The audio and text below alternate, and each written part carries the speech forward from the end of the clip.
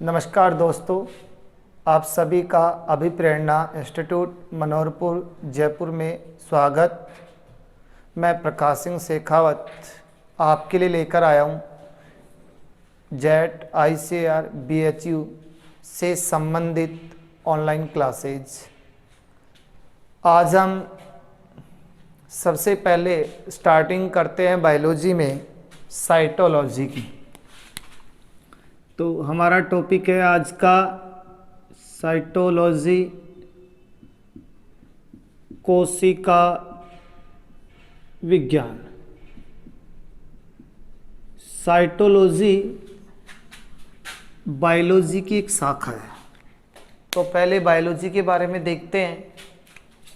देखिए, बायोलॉजी जो शब्द है, बायोलॉजी जो वर्ड है वो 1802 में लैमार्क एंड ट्रेविरेंस ने दिया। तो लैमार्क एंड ट्रेविरेंस दो वैज्ञानिक थे जिन्होंने बायोलॉजी शब्द दिया। बायोलॉजी में हम बायोलॉजी जो है दो शब्दों से मिलकर बनी है। एक तो है बायोस और एक होता है लोगस। बायोस का अर्थ होता है जीव और लोगस का अर्थ होता है अध्ययन करना। यानी बायोलॉजी में हम जीवों का अध्ययन करेंगे।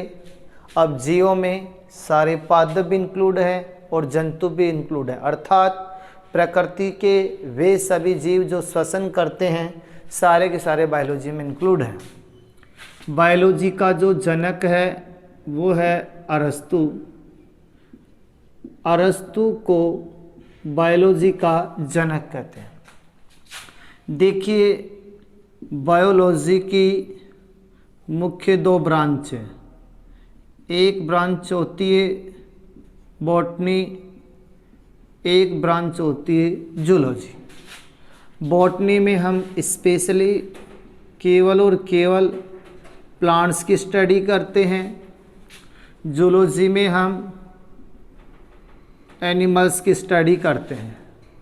जो बॉटनी है उसके जनक की अगर हम बात करें, फादर की अगर हम बात करें, तो ये है थियोफ्रेस्टस। बायोलॉजी का जनक है थियोफ्रेस्टस। जूलॉजी के जनक की बात करें तो ये है अरस्तु। अरस्तु को जूलॉजी का जनक कहते हैं। ये जो साइटोलॉजी है इसका बॉटनी में भी इम्पोर्टेंस है और जूलॉजी में भी इम्पोर्टेंस है, इसलिए हम पहले साइटोलॉजी के बारे में स्टडी करते हैं। देखिए, साइटोलॉजी क्या है। साइटोलॉजी दो शब्दों से मिलकर बना है। एक शब्द होता है साइटो, एक शब्द होता है लोगस। साइटो शब्द हमेशा कोशिका के लिए आता है और लोगस शब्द का अर्थ होता है अध्ययन करना। यानी कोशिका की संरचना व कोशिका के कार्यों का जो अध्ययन है वो साइटोलॉजी कहलाता है। तो विज्ञान की वह शाखा जिसमें कोशिका की संरचना व कोशिका के कार्यों का अध्ययन किया जाता है उसे हम साइटोलॉजी कहते हैं। अब हम बात करें तो father of the cytology, father of the cytology यानी साइटोलॉजी का जो जनक है वो है C.P. स्वानसन। C.P. स्वानसन को साइटोलॉजी का जनक कहते हैं। फिर बात करें इंडियन फादर ऑफ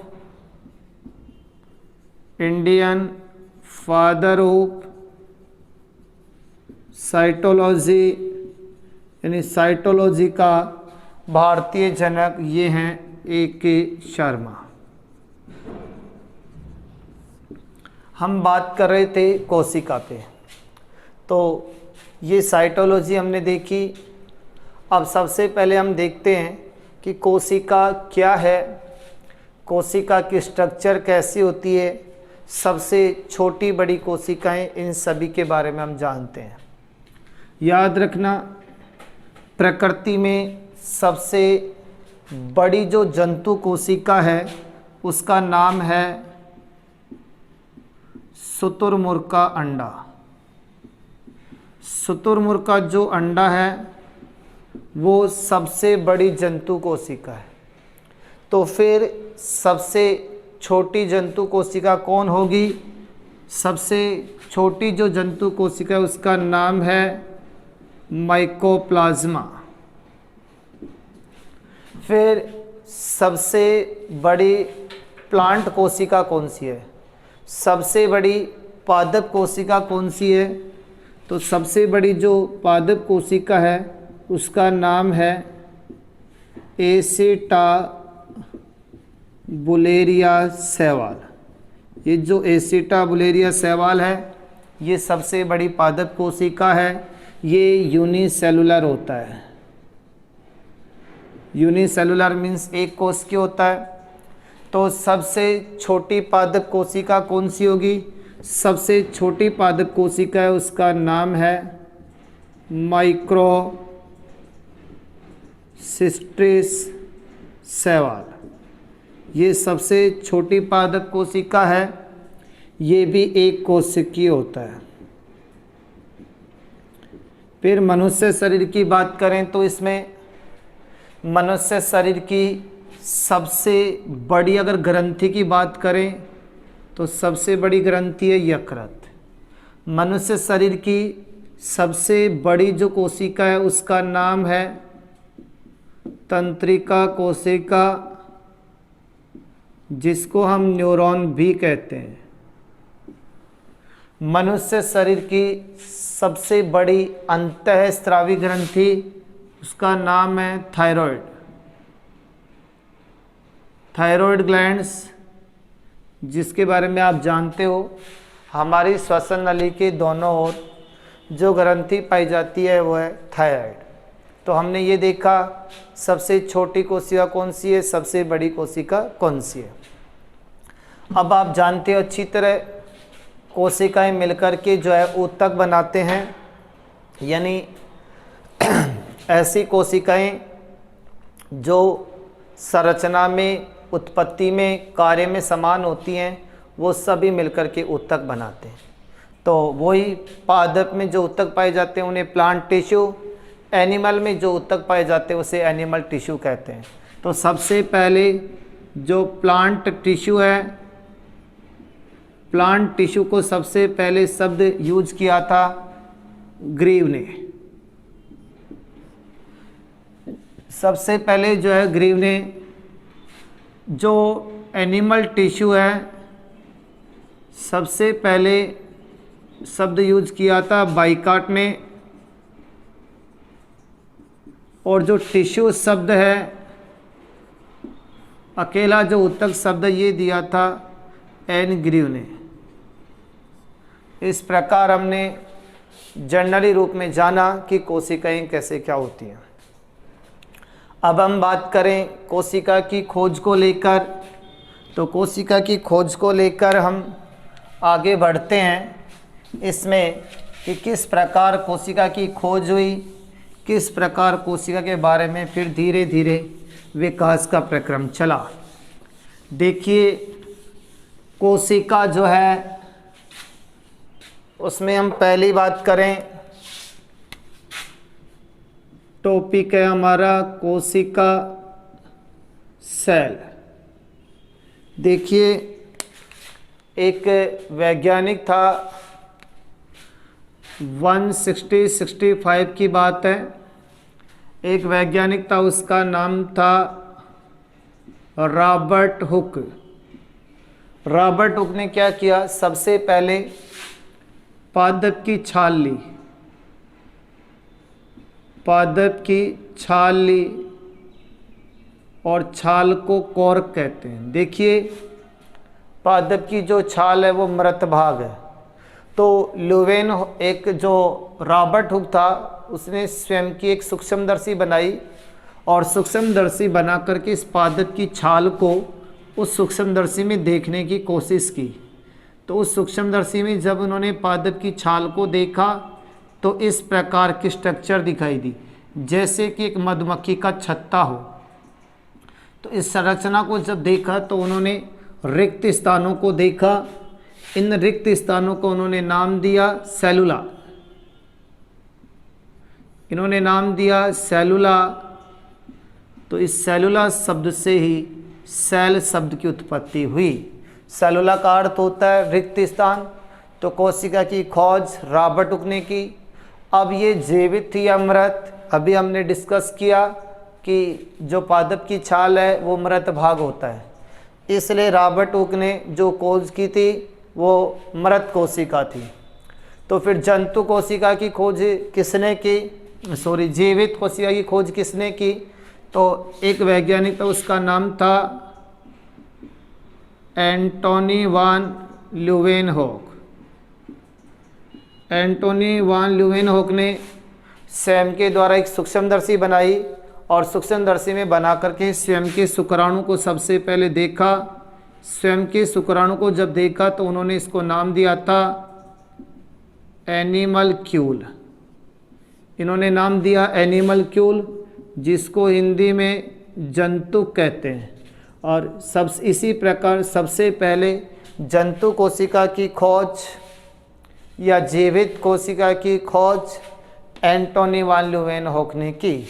पादप कोशिका की खोज रॉबर्ट हुक ने की। इस प्रकार कोशिका की खोज का प्रक्रम चला। खोज के बाद में हम देखते हैं कि कोशिका क्या होती है, कोशिका में क्या क्या स्ट्रक्चर पाई जाती हैं। तो देखिए, कोशिका की हम जनरली बात करें तो कोशिका, जैसे मान लीजिए सपोज डैट ये कोशिका है। अब इस कोशिका में क्या क्या होता है देखिए। अगर जंतु कोशिका है तो उसमें सबसे बाहरी आवरण कोशिका झिल्ली होती है, लेकिन अगर यही पादप कोशिका है तो सबसे बाहरी आवरण कोशिका भित्ति होती है। तो हम एक डायग्राम बना रहे हैं एक प्लांट सेल का। सपोज डैट ये एक प्लांट सेल है। इस प्लांट सेल का एक प्रारूपिक डायग्राम तैयार करते हैं। प्लांट सेल का सबसे जो बाहरी आवरण है वो होता है कोशिका भित्ति। कोशिका भित्ति के अंदर की ओर जो आवरण होता है वो है कोशिका झिल्ली। कोशिका भित्ति निर्जीव होती है जबकि कोशिका झिल्ली सजीव होती है।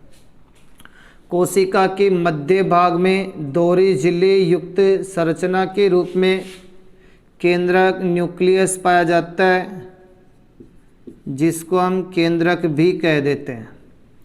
देखिए, केंद्रक के अलावा कोशिका में एक द्रव्य पदार्थ भरा होता है।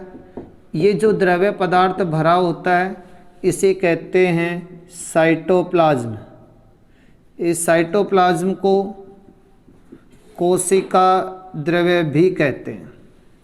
देखिए, एक फ़र्क है, एक शब्द और होता है, उसका नाम है प्रोटोप्लाज्म। प्रोटोप्लाज्म को हम कह देते हैं जीव द्रव्य। तो फिर जीव द्रव्य क्या होता है? देखिए, केंद्रक के अलावा जो द्रव्य पदार्थ है उसे कोशिका द्रव्य। अगर इसी कोशिका द्रव्य में केंद्रक को सम्मिलित कर दिया जाता है तो वो कहलाता है जीव द्रव्य। तो प्रोटोप्लाज्म बराबर साइटोप्लाज्म प्लस न्यूक्लियस, यानी न्यूक्लियस और साइटोप्लाज्म दोनों का मिश्रण जीव द्रव्य होता है। अब देखिए, ये जो कोशिका द्रव्य है इसमें कुछ सजीव संरचनाएं तैरती रहती हैं। इस प्रकार सजीव संरचनाएं तैरती रहती हैं। इन सजीव संरचनाओं को हम नाम देते हैं कोशिकांग। यानी कोशिकांग क्या हैं? कोशिका द्रव्य में पाई जाने वाली जो सजीव संरचनाएं हैं उनको कोशिकांग कहते हैं, ऑर्गन्स कहते हैं। कोशिकांग के रूप में माइटोकॉन्ड्रिया, अंतःप्रद्रवी जालिका, गोल्जी कॉय, लाइसोसोम, तारककाय, राइबोसोम, ऐसे बहुत सारे स्पिरोसोम्स, ग्लाइओक्सिसोम्स, पारोक्सिसोम्स, ऐसे बहुत सारे कोशिकांग इस सेल में पाए जाते हैं। तो ये होता है एक प्रारूपिक प्लांट सेल का डायग्राम। अगर इसको एनिमल सेल बनाना है तो इसमें जो सेल वॉल है उस कोशिका भित्ति है उसको हटा दिया जाता है। अब हम बात करें इसमें प्रोटोप्लाज्म का मतलब होता है साइटोप्लाज्म प्लस न्यूक्लियस। अगर आपको प्रोटोप्लाज्म दे रखकर साइटोप्लाज्म पूछे तो कैसे निकालेंगे? आपको निकालना है साइटोप्लाज्म, तो ऐसे प्रोटो जो प्लाज्म है इसमें से हम किसको बाकी निकाल देंगे? न्यूक्लियस को। न्यूक्लियस को बाकी निकालते हमारे पास क्या रह जाएगा? साइटोप्लाज्म। देखिए प्रोटो जो प्लाज्म है इसकी खोज, वेरी इंपॉर्टेंट क्वेश्चन, प्रोटोप्लाज्म की खोज किसने की थी? याद रखना इसकी खोज की थी कॉर्टी ने। और प्रोटोप्लाज्म शब्द, प्रोटोप्लाज्म जो वर्ड है वो किसने दिया था? प्रोटोप्लाज्म जो वर्ड है वो दिया था पुरकिंजे ने। पुरकिंजे ने प्रोटोप्लाज्म शब्द दिया। फिर एक वैज्ञानिक था उसका नाम था हेक्सले।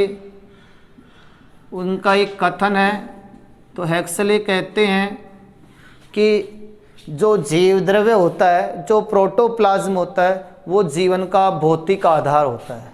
तो हेक्सले ने कहा जीव द्रव्य को जीवन का भौतिक आधार कहा। तो जीव द्रव्य को भौतिक आधार मानते हैं। ये कौन मानते हैं? हेक्सले। ये कोशिका की जनरल बात हुई। अब आगे हम बढ़ते हैं कोशिका के आधार पे कि कोशिका में कौन कौन से कोशिकांग होते हैं उनके बारे में, प्रत्येक कोशिकांग पे कितनी झिल्ली होती है। फिर देखते हैं कोशिका को जो है कितने भागों में बांटा गया है। अब इसमें बात करें तो कोशिका के आधार पर जीवों को दो भागों में बांटा गया है, एक कोशिकीय और बहुकोशिकीय, यूनिसेलुलर एंड मल्टी सेलुलर। तो दोनों में क्या फ़र्क है? ऐसे जीव जिनमें केवल एक ही कोशिका पाई जाती है, अर्थात श्वसन, पाचन, उत्सर्जन, जनन, ऑल टोटल एक्टिविटीज़ एक ही कोशिका के द्वारा संपन्न करते हैं, वो सारे के सारे एक कोशिकीय होते हैं। इसका एग्जाम्पल है प्रोटोजोआ संघ। बहुकोशिकीय जिनमें बहुत सारी कोशिकाएं होती हैं, प्रत्येक कार्य को करने के लिए एक अलग अलग सिस्टम की आवश्यकता होती है, वो सारे के सारे बहुकोशिकीय होते हैं। तो इसमें आ जाता है पोरीफेरा टू कोरडेटा, यानी पोरीफेरा से कोरडेटा तक के जितने भी संघ हैं सारे के सारे इसी में आते हैं। कोशिका की संरचना, कोशिका की जटिलता, इन सभी को देखते हुए हम जो है कोशिका को दो भागों में बांटते हैं, यानी जीवों को दो भागों में बांटते हैं। एक होते हैं प्रोकैरियोटिक और दूसरे होते हैं यूकैरियोटिक। तो प्रोकैरियोटिक कौन से हैं और यूकैरियोटिक कौन से हैं, इनके बारे में हम देखते हैं। सबसे पहले देखिए प्रोकैरियोटिक जीव कौन कौन से हैं। प्रोकैरियोटिक जीव दो भाग बना लेते हैं, इसके आधार पे हम अंतर कर लेंगे। इधर हम लिख लेते हैं प्रोकैरियोटिक और इधर हम यूज करते हैं यूकैरियोटिक। अब प्रोकैरियोटिक क्या होते हैं? देखिए पहली बात,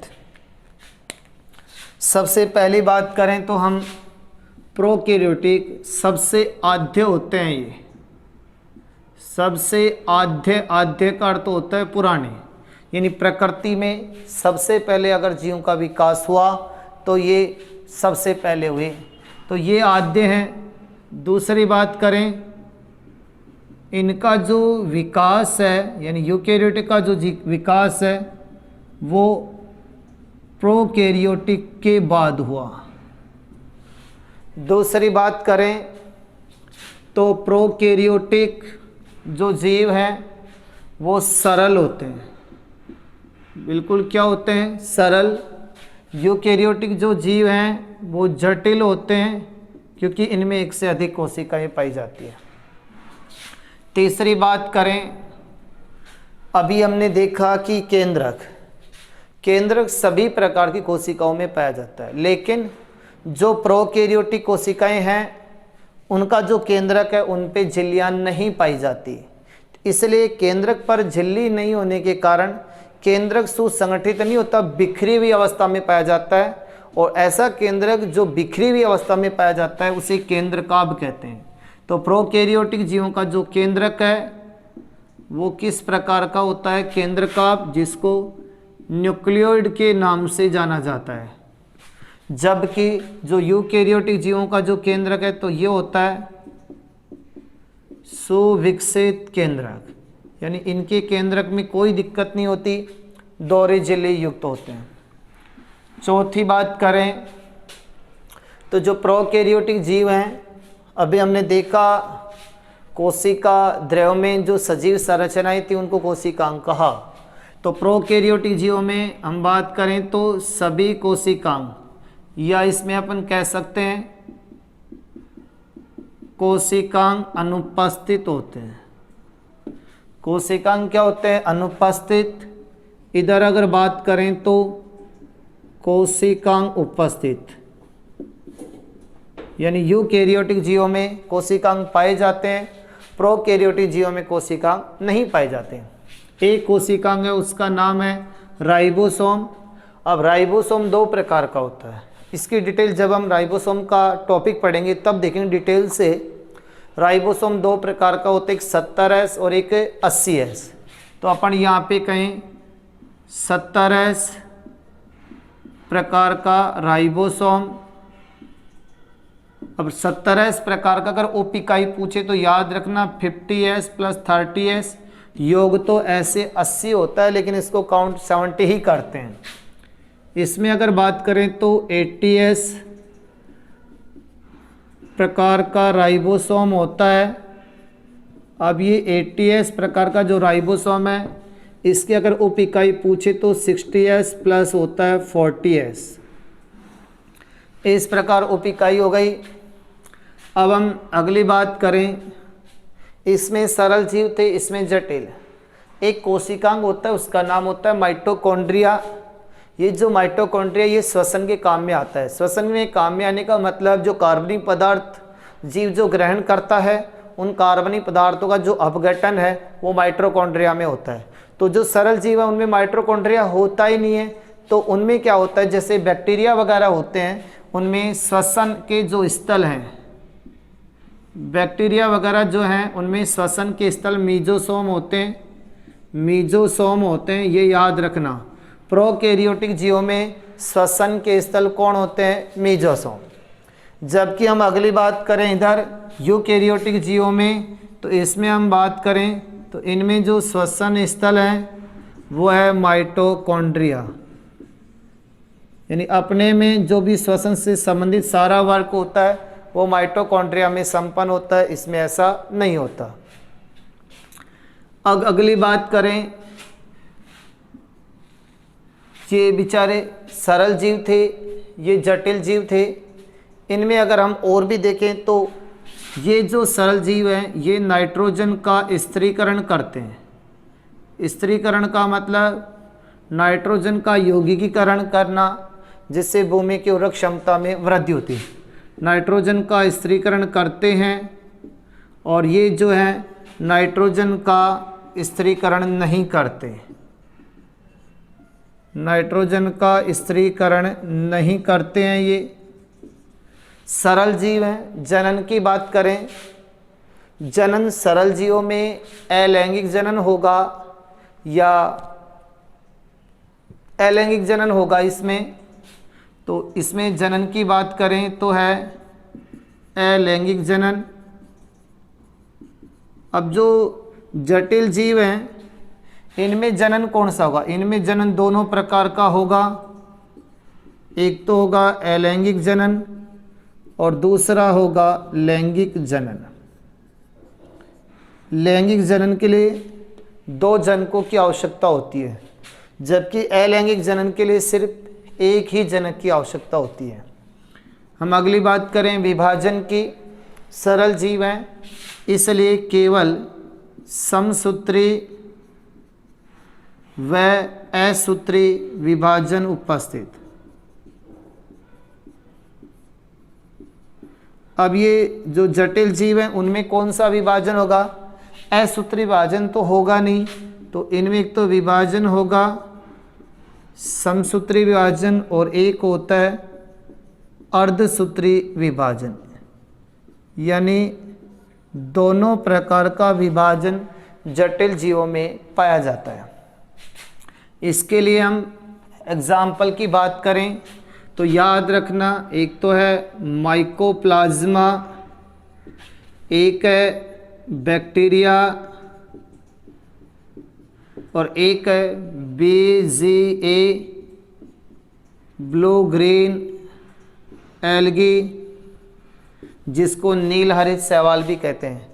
वेरी वेरी इंपॉर्टेंट क्वेश्चन, आपको याद रखना, सीधा क्वेश्चन आता है निम्न में से प्रोकैरियोटिक जीव है, तो आपको याद रखना है माइकोप्लाज्मा 1, बैक्टीरिया 2 और BGA नील हरित शैवाल 3। ये 3 तो हैं प्रोकैरियोटिक जीव, और इसके अलावा अगर इधर यूकैरियोटिक पूछे तो हम इनको लिख सकते हैं इनको छोड़कर, यानी इन तीनों को छोड़कर अधिकांशतः जो जीव हैं वो सभी यूकैरियोटिक में आते हैं। इस प्रकार हमने प्रोकैरियोटिक और यूकैरियोटिक जीवों में अंतर के बारे में पढ़ा। सबसे इम्पोर्टेंट जो लाइन है वह प्रोकैरियोटिक में 70S प्रकार का राइबोसोम, यूकैरियोटिक में 80S। प्रोकैरियोटिक जीवों में श्वसन का स्थल मीजोसोम, यूकैरियोटिक जीवों में माइटोकॉन्ड्रिया। अगली बात, इसके एग्जाम्पल याद रखना, प्रोकैरियोटिक जीवों के एग्जाम्पल हैं माइकोप्लाज्मा, बैक्टीरिया और BGA। अब इसी में हम लेते हैं कि एक पादप कोशिका होती है और दूसरी जंतु कोशिका। तो एक पादप कोशिका व जो जंतु कोशिका होती है इनमें क्या फ़र्क होता है, इसके बारे में हम जानते हैं। तो देखिए, प्लांट सेल और एनिमल सेल, तो difference between plant cell and animal cell. अब आपने पादपों के बारे में भी जाना है, पादप के बारे को भी देख रखा है और जंतुओं को भी देखा है, तो इस आधार पर हम लोग इन दोनों में अंतर कर सकते हैं।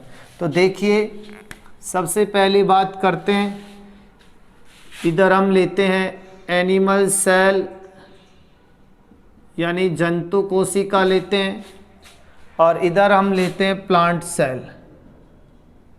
प्लांट सेल लेते हैं। अब देखिए एनिमल सेल की पहली बात, एनिमल सेल की बात करें तो अभी अभी हमने कहा था अगर यही एनिमल सेल होती तो एनिमल सेल का सबसे जो बाहरी आवरण है वो कोशिका झिल्ली होता है।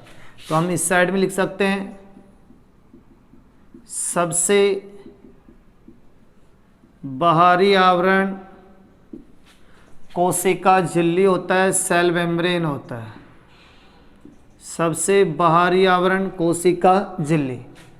तो जंतु कोशिका में तो कोशिका झिल्ली है, तो फिर पादप कोशिका में सबसे बाहरी आवरण कौन होगा? हमने डायग्राम में शो आउट किया था, कोशिका भित्ति।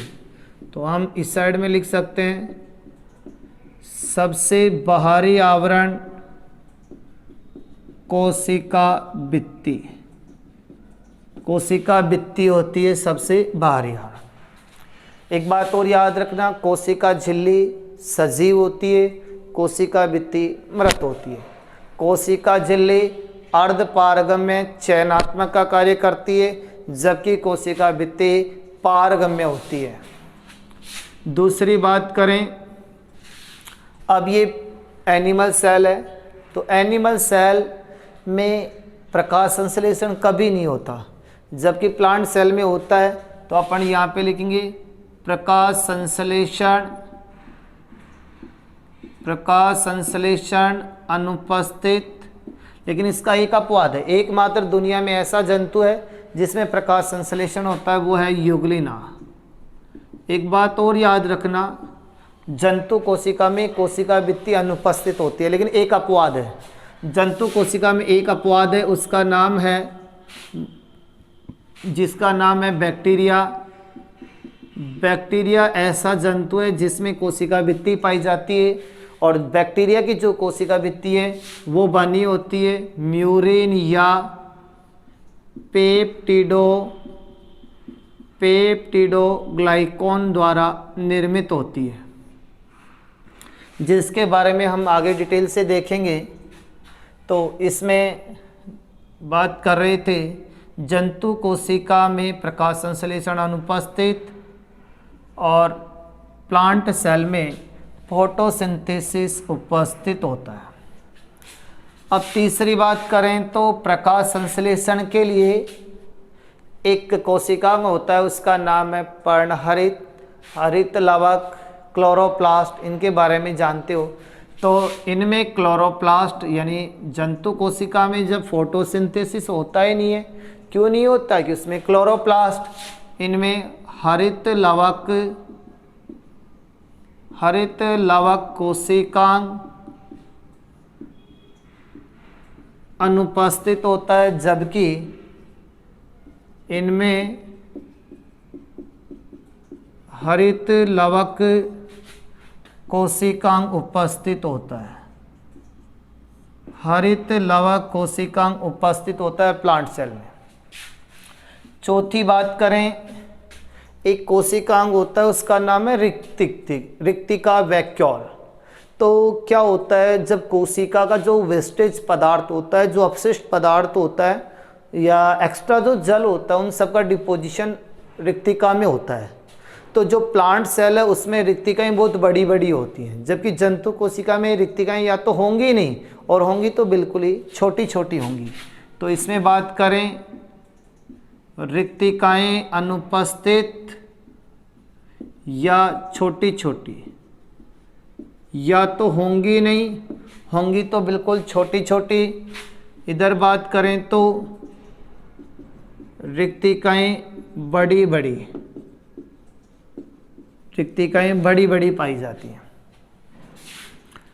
अगली बात करें प्लांट सेल, एनिमल सेल। अब एनिमल सेल है तो उनमें अतिरिक्त भोजन का जो संचय है वो किस में होता है? ग्लाइकोजन के रूप में होता है। तो इनमें तो अतिरिक्त भोजन का संचय ग्लाइकोजन के रूप में, वेरी वेरी इंपॉर्टेंट, याद रखना। आपसे सीधा पूछेगा जंतु कोशिका में अतिरिक्त भोजन का संचय किस रूप में होता है, तो आप कहेंगे ग्लाइकोजन के रूप में। अगर प्लांट सेल की बात करूं तो इसमें देखिए अतिरिक्त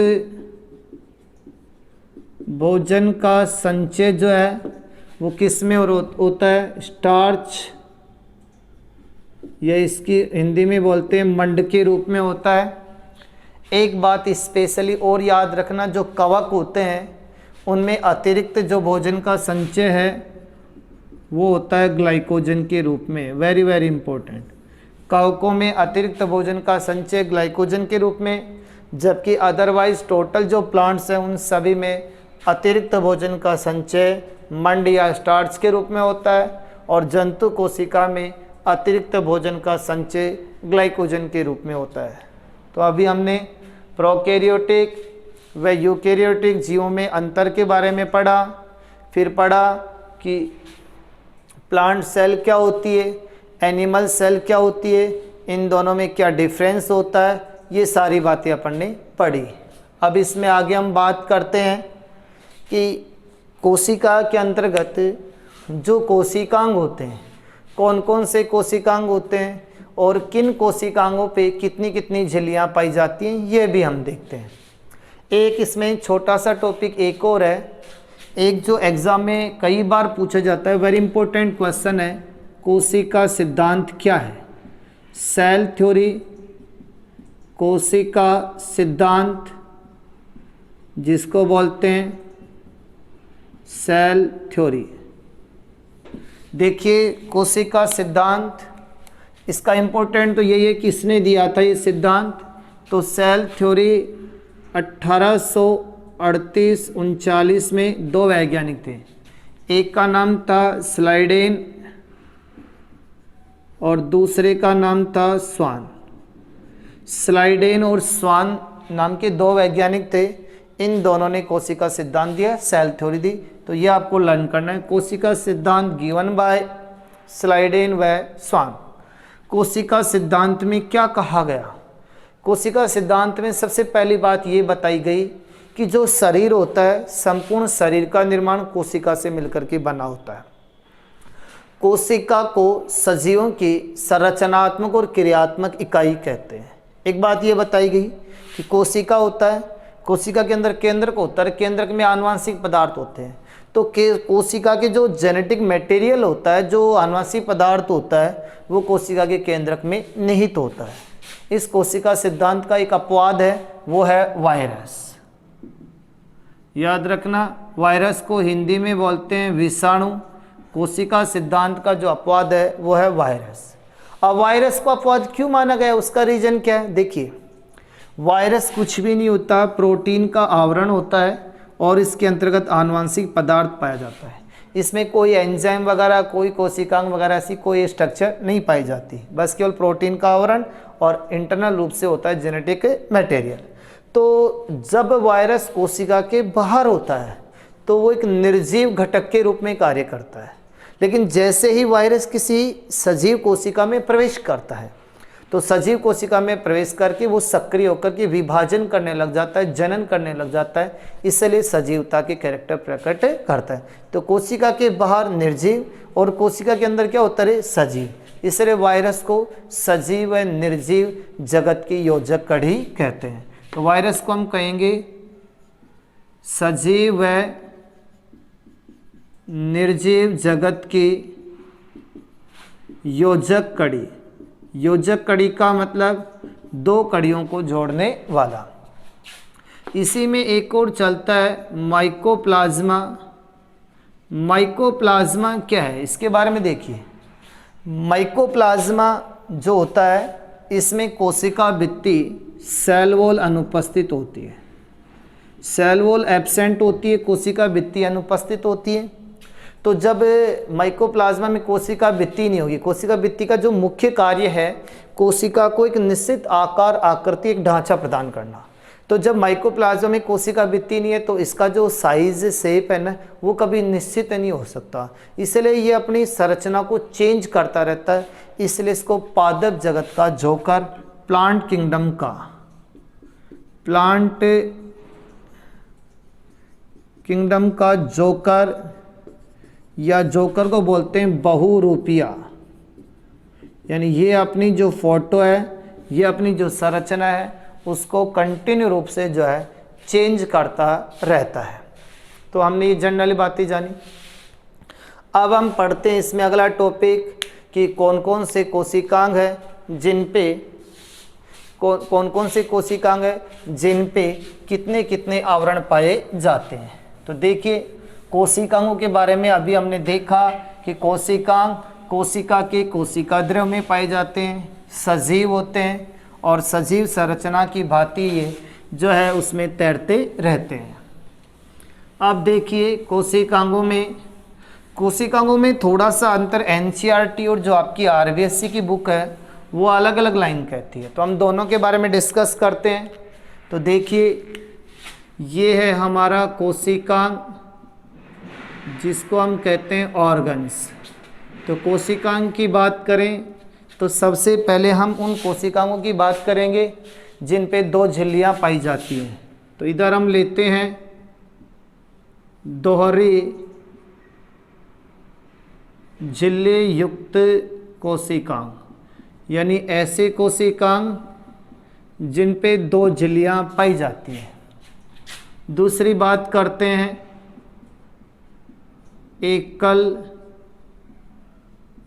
झिल्ली युक्त कोशिकांग, ऐसे कोशिकांग जिस पे एक एक झिल्ली पाई जाती है।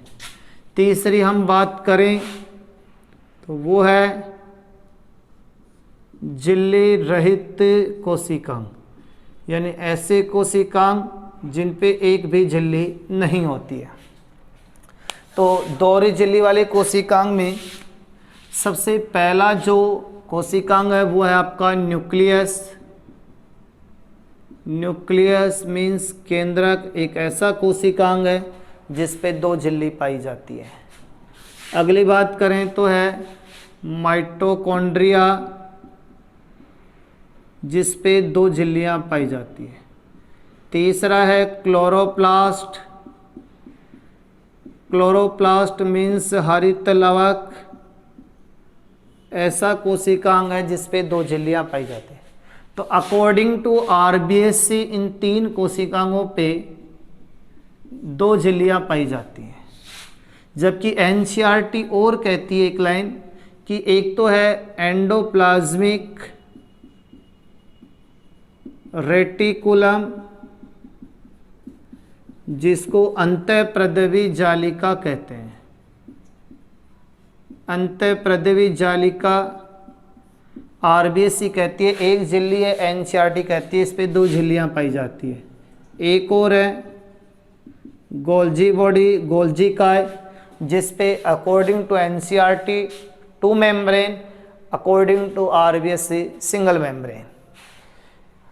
अगली एकल झिल्ली वाले की बात करें तो सबसे पहला कोशिकांग है लाइसोसोम। लाइसोसोम ऐसा कोशिकांग है जिसमें 1 झिल्ली पाई जाती है। फिर है स्पिरोसोम। स्पिरोसोम में 1 झिल्ली है। फिर है ग्लाइओक्सिसोम। ग्लाइओक्सिसोम में भी 1 झिल्ली है। फिर है परऑक्सीसोम।